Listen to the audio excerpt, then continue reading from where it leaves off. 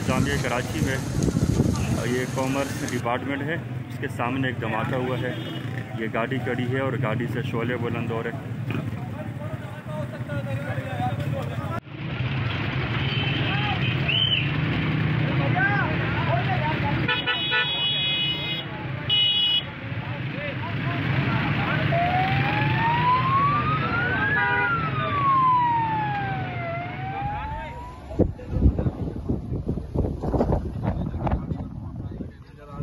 उसको भी उड़ा रहा है, दोनों रेंजर पड़े हुए पड़े।